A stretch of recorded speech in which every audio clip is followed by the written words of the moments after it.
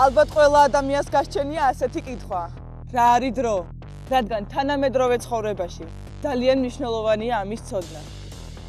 ტრანსპორტის მოძრაობის განრიგი, სამუშაო დღისა თუ გაკვეთილების დაწყება. ან თუნდაც საყვარელი ტელეგადაცემის ნახვა სწორედ დროსთანაა დაკავშირებული.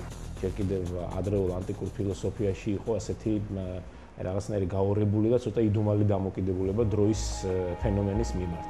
და ძალიან კარგად არის ეს ჩამოყალიბებული აი ამ პირველ საუკუნეში მცხოვრებ რომელ სკეპტიკოსთან, სექსტუს ემპირიკუსთან. მან ჩამოყალიბა ასეთი განთქმული დროის ტრიპარტიციის პარადოქსი, ასე უწოდებენ მას, რომელიც ძალიან ადვილად ფორმულირდება.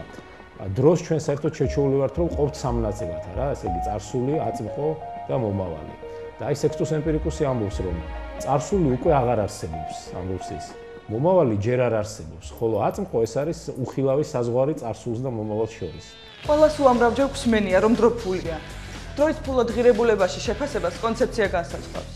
დღევანდელი ლარი ყოველთვის უფრო ძვირფასია ვიდრე ხვალინდელი. ძალიან საინტერესოა აი ავგუსტინეს წარმოდგენა დროზე. ავგუსტინე სხვა შორის ძალიან დიდი წვლილი შეიტანა იმაში, რომ რაღაცნაირად მეცნიერული წარმოდგენა დროზე სწორედ ამის შემდეგ წამოვიდა, როდესაც მან ჩამოყალიბა ეს პოსტულატი. მან თქვა, რომ დრო არ არის უსასრულო, დრო შეიქმნა სამყაროსთან ერთად და ამდენად არ შეიძლება დავსვათ კითხვა რა არსებობდა სამყაროს შექმნამდე, იმიტომ რომ სამყაროს შექმნამდე დროს არ არსებობდა. ამდენად დროის ცნება გაჩნდა სამყაროსთან ერთად.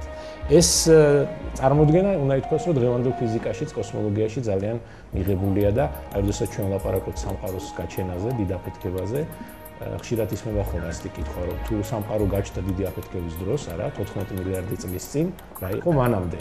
და ეს კითხვა უაზროა, იმიტომ რომ მანამდე არ არსებობდა სამყარო, ხოლო დრო როგორც სამყაროს ატრიბუტი, როგორც სამყაროს ერთ-ერთი თვისება გაჩნდა სწორედ მასთან ერთად. როგორ უნდა გავიგოთ, რომ გუშინდელი დღე მართლა იყო? პასუხი ასეთია. გუშინდელი დღის მოვლენების შედეგებით, რომლებსაც დღეს ვაკვირდებით, რადგან დღეს რომელიმე სისტემის მდგომარეობის შესახებ ფლობთ ინფორმაციას, შეგვიძლია ვივარაუდოთ, თუ რა მდგომარეობაში აღმოჩნდება ის ხვალ. ამგვარად დგინდება, რომ დრო იყო გუშინ, არის დღეს და იქნება ხვალ, რადგან მან მოვლენათა რიგი დააკავშირა ერთმანეთთან.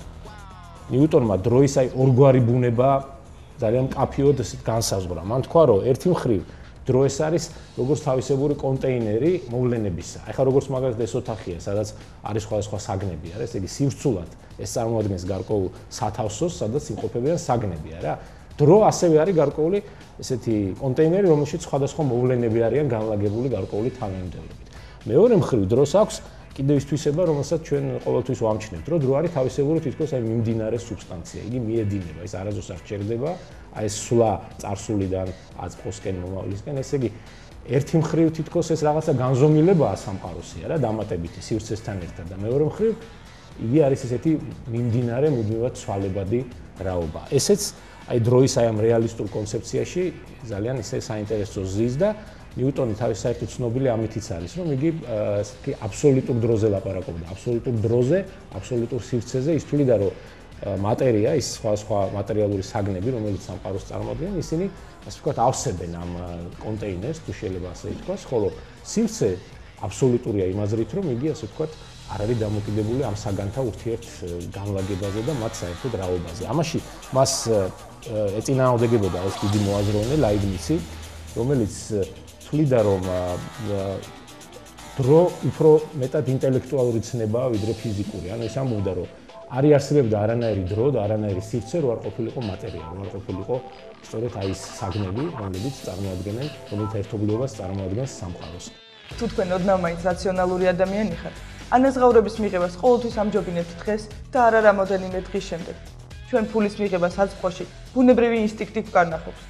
მაგრამ რატომ ხდება ასე? ცნობილმა ინგლისელმა ასტროფიზიკოსმა ჰოუკინგმა ასეთი ძალიან საინტერესო დებულება ჩამოაყალიბა. მან თქვა, რომ ვინაიდან დღეს ჩვენ დედამიწაზე ვერ ვხედავთ დროში ტურისტებს, ანუ ადამიანებს, ნუ რაღაც ცოცხალ არსებებს, რომლებიც აი მომავლიდან ჩამოდიან და აქ დადიან ჩვენ შორის ყველაფერს ათვალიერებენ, არა?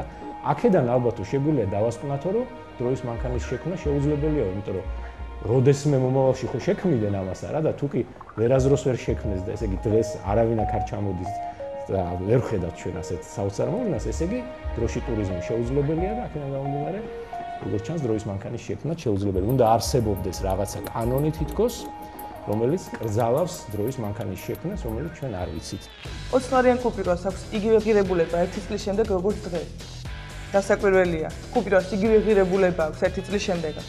მაგრამ დღეს ამ ფულის სწორად ინვესტირების შემთხვევაში, თუნდაც ადგილობრივ ბანკში 1 წლის შემდეგ რამოდენიმე პროცენტით გაზრდილ თანხას დაგვიბრუნებს. სწორედ ეს ფინანსური მოგებაა, რომელიც დროის ფულად ღირებულებას განსაზღვრავს.